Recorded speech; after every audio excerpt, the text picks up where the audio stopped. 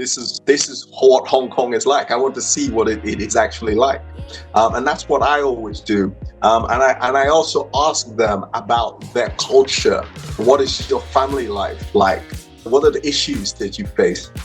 And like I said, I've come to find out that we all face the same issues. We all go through the same problems. We are very similar. I remember, so I was talking about, so the traditional African religion, most African religions, what most people don't realize is that most of the traditional religions and cultures believed in ancestor veneration. Hi everyone. Today I am thrilled to welcome the founder of Wanderluxe. His name is Femi Opaneye. Wanderluxe is a premier travel concierge service. It's based in Bali and they basically specialize in luxury retreats and bespoke experiences. Femi has had 10 years of an experience in investment banking and also has a background in law. And then he decided to take a leap into entrepreneurship in 2014. And now he's talking to me from Thailand. And what he does is he basically curates exceptional personalized travel experiences for discerning clients worldwide. So thank you so much for joining me today, Femi. Thank you very much for having me. Femi, can you share some insights about your upbringing in the UK and how your Nigerian heritage has actually shaped your identity? Yes, absolutely. My name is Femi, as you pointed out, and Femi is a Yoruba name in from Nigeria, and Femi actually means love me. So my full name is Olufemi, and Olu meaning God. So my full name means God loves me in English. I was born and raised in the UK. However, my parents were born and raised most of their life in Nigeria. When my father qualified as a doctor, and he moved to the UK, and basically all of his kids were born in the UK. And I just give that kind of a background just so that people have an understanding of the upbringing of my parents and how it really shaped me, right? I had these parents who had all of their upbringing, all of their knowledge was from Nigeria. And I was growing up in the UK. There was, I guess, a clash of cultures, really. Interestingly enough, my parents never spoke my local language to me. They always spoke to me in English, which again is very strange. But it is very strange, but it took me a while to really assimilate into my own culture and get a good understanding of my culture from the age of 1 to 7. Now, from 7 to 14, I actually did live in Nigeria, which was a really interesting part of my upbringing. I'm glad I did, but it was really a culture shock for me because most of my life I'd grown up in the northern part of the UK, and I was surrounded by Caucasian people, and I didn't know I really didn't know that many Black people, or I didn't see them walking around that much. Of course, we did have friends and family, but my parents started to point out to me that we'd be driving down the street and I would see a Black person. I'd be like, look, mommy, uncle.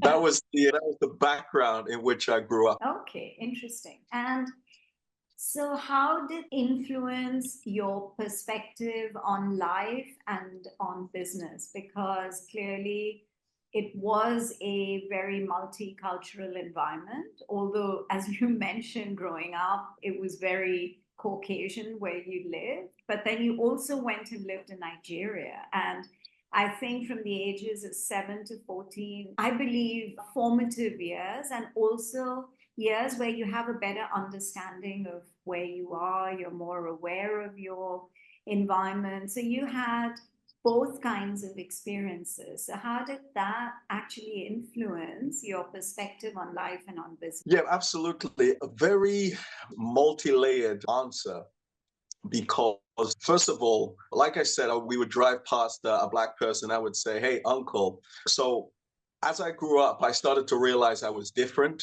and I felt like I didn't fit in that culture. I started to notice that I was the only Black kid in school. And then when I moved to Nigeria, I had this British accent. And I remember people saying things like, because again, like I said, my parents never spoke to me in my own language. So even when I got there, I didn't understand the local lingo. And so I didn't fit in both environments. So it was a culture shock for me being in both places. So most of the time I didn't fit. I didn't really feel like I fit in. The other kids would tease me. I remember one of the things they said when I moved to Nigeria was, oh, he talks like a girl, right? Because I this British accent, which they'd never heard before. So it was very strange to them. For the first time, I met a lot of my cousins as well, and I would say it was difficult for me to fit in. I felt like an outsider in both of those situations. And actually, to answer your question directly, like I said, my father was a doctor, right? And I come from a long line of doctors, right? My father is a doctor, my mom is a nurse, my sister is a doctor, my aunties, my uncles, right? There's so many people within my family who are doctors, right? And so there was some pressure for me to go into medicine, although my father wouldn't. He wanted all of his children to be doctors, but finally he only managed to convince my younger sister. But it's in that backdrop that I decided to buck the trend and become an entrepreneur. I didn't really know anyone in the business world, right? No one in my family is in the business world. Everyone has this traditional profession, this traditional kind of life. And I have to say that something about it just didn't sit well with me. And I found myself just going with the flow, right? Not really enjoying my job, not really enjoying what I was doing, depression. And so it was eventually I decided that, look, I can't continue with this. And that's when I quit the corporate life and I became an entrepreneur. And what drew you to move to Asia? Yeah, very, very interesting. So I have to say, based upon I talked about not fitting in the UK and not fitting in Nigeria either. And then so 1 to 7, I was in the UK, didn't fit in. 7 to 14, I was in Nigeria, didn't fit in. And then at 14, I came back to the UK and my accent had changed and I was living up north. So again, I didn't fit in. So I think, right, and it's just my opinion or observation that I suffered from depression most as a result of that, or most of my life, right? And also just being involved in the corporate world that didn't really appeal to me. I was really just treading water a lot of the time. And I was working for HSBC in London. And a lot of people don't know that HSBC actually stands for Hong Kong and Shanghai Banking Corporation. They asked me if I wanted to move to Hong Kong for 3 months. Like I said, I was bored of London. I wanted a change. And I was like, okay, why not? And I remember it was fortuitous because a friend of mine had recently moved from London to Hong Kong. And I used to talk to him on the internal messaging system. He was like, man, Hong Kong is so great. You should come out here. And I was applying for all of these jobs and I got all of these rejections. And then this job in Hong Kong came up and they offered it to a colleague. She said no. They offered it to another colleague. She said no. And they offered it to everyone. And they all said no. And finally, it came to my turn. And I was like, you know what? Hell yeah. So that's how I ended up being in Hong Kong. It was meant to be 3 months, like I said, and I ended up staying for 7 years. Yeah. And so, because you decided to become an entrepreneur after that and leave your corporate life, what are some of the biggest challenges that you faced when you actually started your entrepreneurial journey? Because you were always in the corporate world, you have a family and an extended family who are all in the medical world. So, how challenging was it? And if you could just maybe highlight a couple of the challenges that you faced, that's one. And second is, how did you get into the business of, if I can call it, hospitality? Yes, sure. So all of my family, like I said, are predominantly doctors, Yeah. but all my friends, on the other hand, are in the finance space. So I didn't have anyone who really was in the business field. And so I guess that was the key challenge for me. But like I said, really the backdrop was the fact that I was really depressed in what I was in that particular role. And I didn't know what else to do. So I just said, you know what, I'm just going to quit. So I fell into business because there was nothing else for me to do. I was like, look, I need to make money. Maybe if I was independent, wealthy, I would have just traveled the world for the rest of my life. But unfortunately, I didn't have that luxury. And so I was like, you know what, I'm just going to go out there and figure it out. And so the challenges were really, I didn't understand anything about business because actually the corporate world doesn't prepare you for business. And actually, they are worlds apart. A lot of people don't really understand. But for example, in a business, you have to create absolutely everything, right? Whereas in a job, you walk into the job and all of the systems are set up, right? And I've often compared it is the difference between deciding that you want to have a child, right? Just the thought in your mind, that is entrepreneurship. Whereas a job is maybe adopting a 40-year-old as your child, right? And those are they are worlds apart. So my challenge was that, look, I didn't understand business. I didn't know what type of business I wanted to do. I didn't know what I was interested in.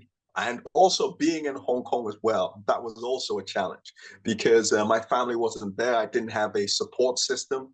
I had to apply for visas as well to be in the country and specifically to work as an entrepreneur. I think time management is also another important thing of entrepreneurship. You have to be able to manage your time. You have to be able to manage your emotions. Again, I think a lot of people can get away with not doing this in the corporate world, right? You can pretend, and then at the end of the month, money goes into your bank account, right? Whereas as an entrepreneur, you can pretend as much as you want.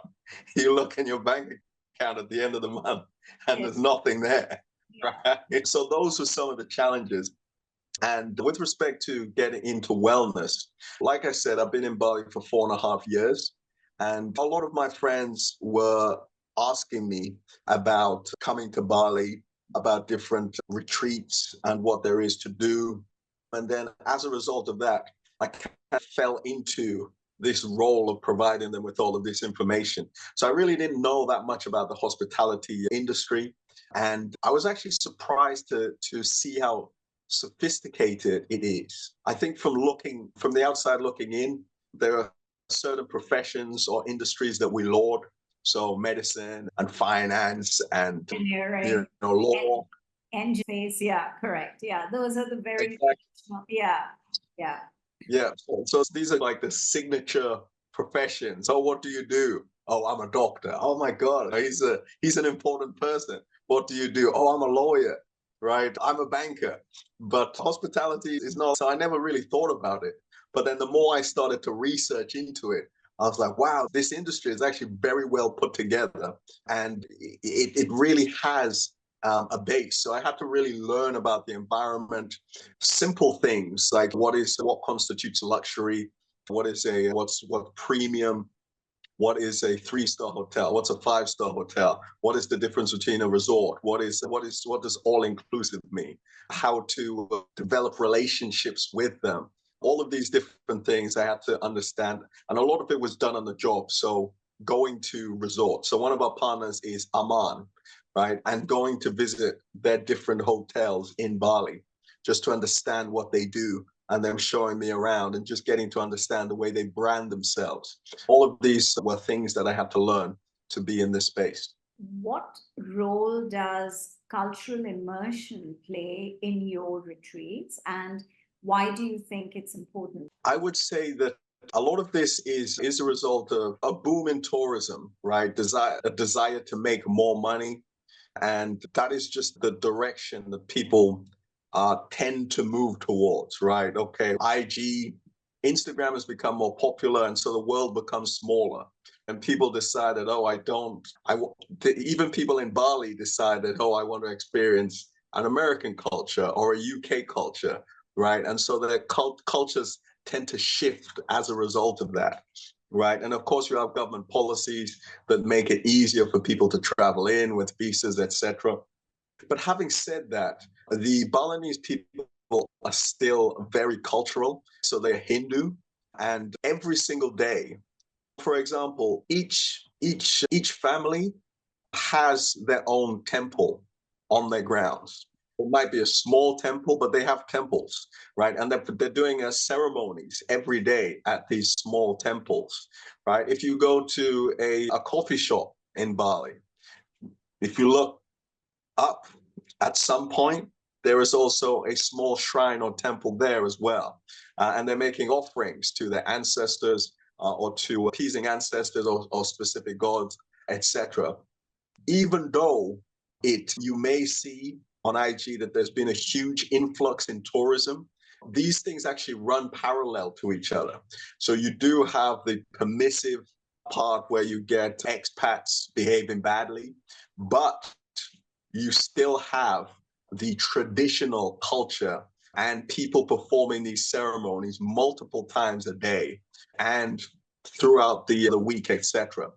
So I think it's important, right? And some of the things that we do, for example, I have a lot of friends who are Balinese, who are Indonesian. We work together on a lot of these things to make sure that they actually come into contact with Balinese people, with Indonesian people throughout the itinerary as well. There are many cultural experiences. So it's not a wellness retreat where they're just isolated in a villa and we say, hey, come and teach these guys yoga, right? And then we drive them from one place to a fancy restaurant.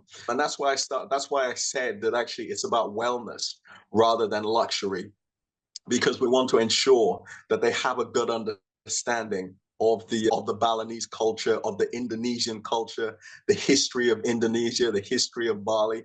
So we're taking them to different shows, to temples, etc. We'll take them to, so let's say we will take them, for example, they start off in Ubud, which is the cultural hub of Bali. We'll take them to tea ceremonies, water ceremonies. They will go to see shaman. So there are a lot of things that we make sure that are part of the actual history of Bali. The cultural experiences are actually an integral part of the wellness retreat. And unlike Western culture, because my culture as well is very traditional, right? It is very traditional. It is very conservative. And these things, there's parallels. I see a lot of parallels between Nigeria's traditional culture and Bali's traditional culture as well. So respect for elders, being very conservative, having their own sense of dress, religion, etc. And that differs from the Western world where people get away from a lot of that tradition. So we make sure we immerse them into it so that they can experience it. And actually, a lot of them actually they appreciate it because, like I said, it's a retreat, and it's taking them away from what they typically know into someone else's environment. And like I said, everyone they're encountering along the way are typically Balinese as well. And so they're getting that experience. So I wanted to ask you, Femi, how do you hope that your story, and when I say your story, I mean your cultural background coming from Nigeria, you're living in the UK, you're living in Asia, your depression, from a corporate world to becoming an entrepreneur to being involved in wellness. How do you think all of this will resonate with our audience? And what do you want, if there are a couple of things that could be a takeaway for the listeners and the viewers, what do you think that would be or should be or can be? Yes, absolutely. I think, first of all, I would say that it's very important to travel. I've been to 40 countries, I would say. I've traveled all over the world. A lot of my traveling was done right here in Asia. Whilst I was based in Hong Kong, I traveled a lot around Asia. I've been to Africa. I have family in the States as well. So not just the UK. Half of my family went to the UK, half went to the States. So even within my family, it's multifaceted. It's multicultural, and I think it's important for just the coming together of people to understand that we may have different cultures, we may have different skin tones, we may eat different types of food, or eat or wear different kinds of clothes, different religions, etc. But we shouldn't separate as a result of that. And I think some people within this world are very divisive in the sense that they will say, and I'm sure this is how it really started. They're like, hey, look at those people over, they hate us. Why do they hate us? We don't know, but they just hate us. They hate our freedoms. So we should go and attack them. And I think it's important that people travel and see other cultures so that they know that other people are not a threat, right? Other people have the same kind of worries. They go through the same kind of issues as we do. And those are the things that I've come to understand along my journey. So the same issues in Nigeria, in the UK, in Bangkok, in Bali, in Hong Kong, right? So one thing that I always do when I go to these different places is that I always want to have local friends. So when I was in Hong Kong, I knew some expats who never hung out with any local people. And I always found that strange because I was like, hey, take me to the areas that expats don't go because I want to see authentic Hong Kong. Don't show me the area that your government has curated and said, hey, this is what Hong Kong is like. I want to see what it is actually like. And that's what I always do. And I also ask them about their culture. What is your family life like? What are the issues that you face? And like I said, I've come to find out that we all face the same issues. We all go through the same problems. We are very similar. I remember, so I was talking about, so the traditional African religion, most African religions, what most people don't realize is that most of the traditional religions and cultures believed in ancestor veneration, right? So I remember I wanted to buy ancestor money, and I walked into a Chinese store in Uxbridge. This is back in London. And I said, hey, I want to buy some ancestor money. And she looked at me and she was like, what do you need it for? And I was like, I want to burn it for my ancestors. And she was like, really? Why? And I said, for ancestor veneration. And she was like, we do that. How come you guys do that as well? And I think that, like I said, over time, there has been this to divide everyone. But we really are the same. And I think if people travel more, if people were more open-minded to see the beauty of things that are different, they will find that actually, in reality, that there are so many similarities between us that, that we should just learn to accept and love one another. I would say that is my message to people. And yeah, don't believe the politicians when they're saying to you, hey, like I said, those people want to attack us, so we need to go and attack them. I think 9% of it is actually nonsense, complete nonsense.